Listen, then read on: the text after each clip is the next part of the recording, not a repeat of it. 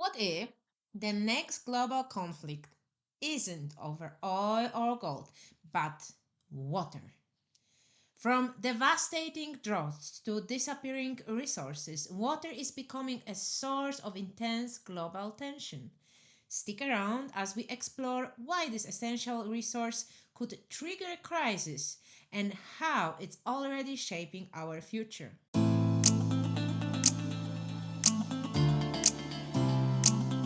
Welcome to the People's Perspective. Thank you for joining me today. If this is your first time here, welcome and thank you for clicking on the video. If you are returning, thank you again for tuning into the world where we search for the people's perspective and explore how we can take over our countries back into our own hands. For this episode, I was inspired by my former boss, who once caught me pouring water down the drain.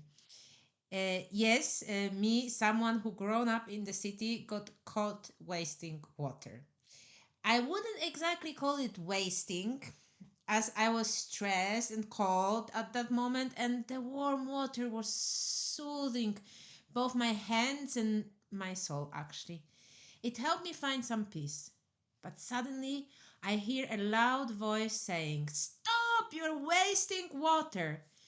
We had a conversation, and he told me that he believed World War III could one day start because of the water. I live in the Alps, surrounded by mountains, where there is an abundance of water, rain, snow, and rapidly melting glaciers. Sometimes we have more water than we know what to do with. But still, as someone from the city, I remember calculating in math class how much water it could take to fill an entire bathtub. This happened more than 5 years ago. Back when I had this situation with my boss, things were a bit different. Since then, obviously, everything changed a lot. And, things happened. And first of all, I feel privileged because I can drink tap water here and it's just the best water ever. And I shower with it, I wash, I do everything with the same water. And as you know, I sometimes waste it too. If you go down from my village, the water is amazing. With all these Swiss fountains, yes, they are great. Uh, but the taste is not anymore so good as it's here. And I take water wherever I go, especially when I travel abroad. I even bring reusable bottles filled with my water and I take them flying. No, well, I will then use those bottles to fill them with the butter from with the water from these big jugs, these plastic jugs. And wherever I'm traveling, I am shocked how difficult it is to get water everywhere. In Warsaw, where I am originally from, tap water is drinkable, but it tastes awful, almost like piss. In places like Istanbul, I remember carrying large plastic jugs of water up to my friend's 11th floor apartment. Wherever I travel, I often have to buy this bottled water, and it's always in plastic bottles.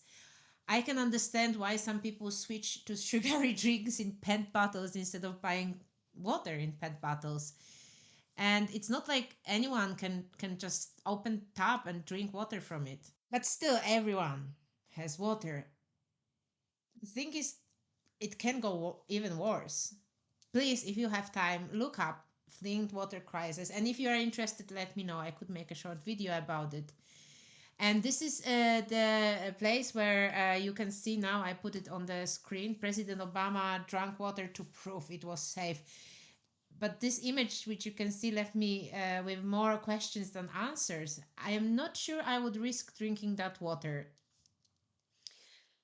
You may wonder how something as small as bottle of water can lead to World War III.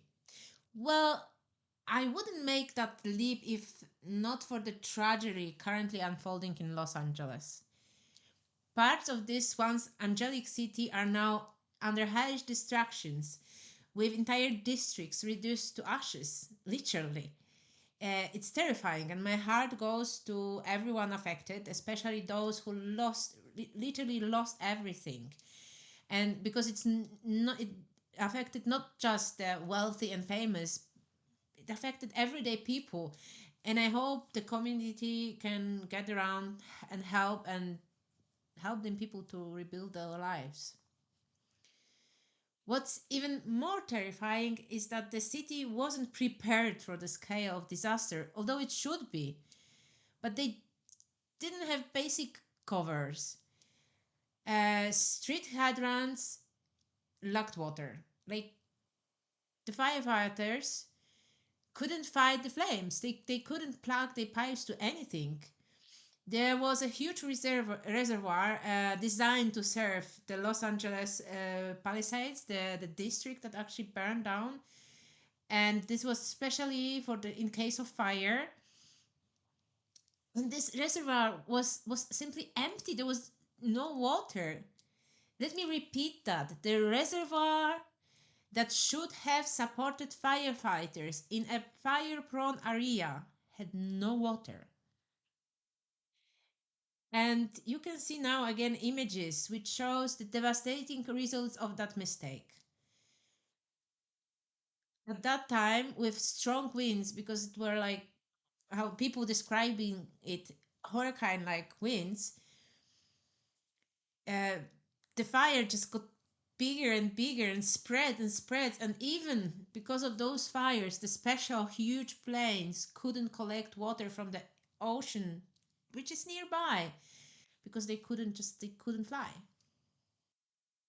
There is an interesting story of Mr. Rick Caruso, a rich man from LA who used his own money to bring water and manpower to protect his high end shopping center. Please have a quick look at the ABC News reporting.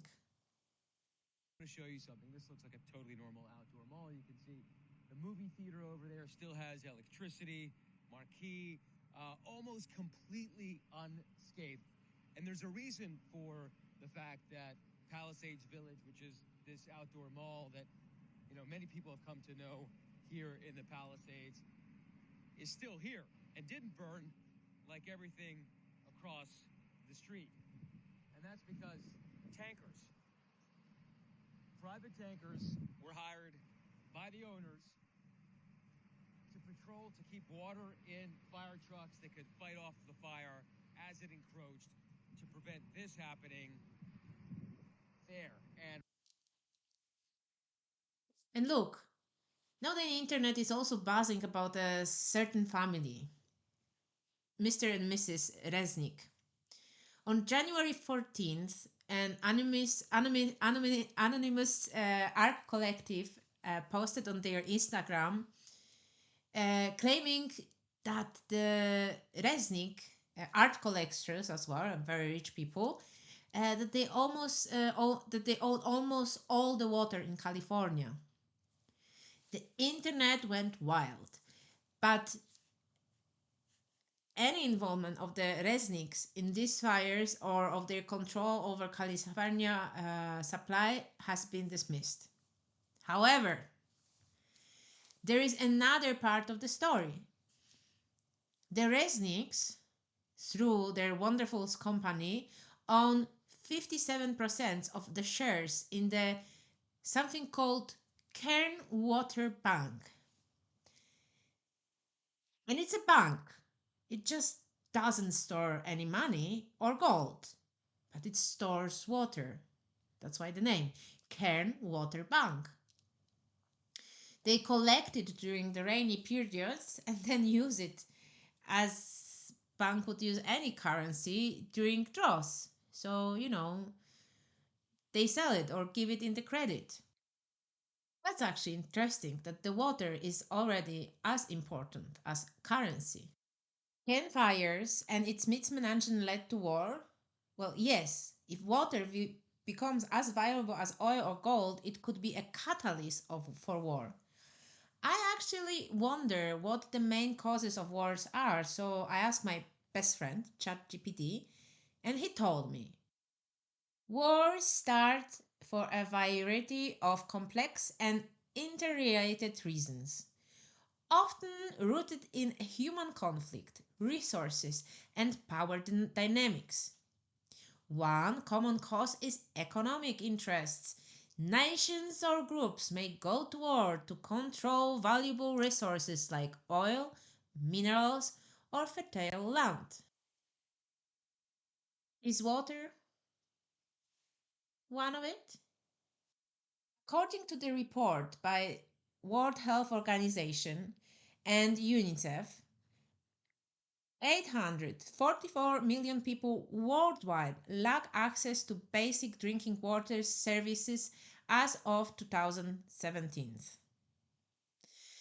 Those people don't have access to the 20 to 50 that means that they don't have access to 20 to 50 liters of water per day that World Health Organization consider essential for basic needs and hygiene.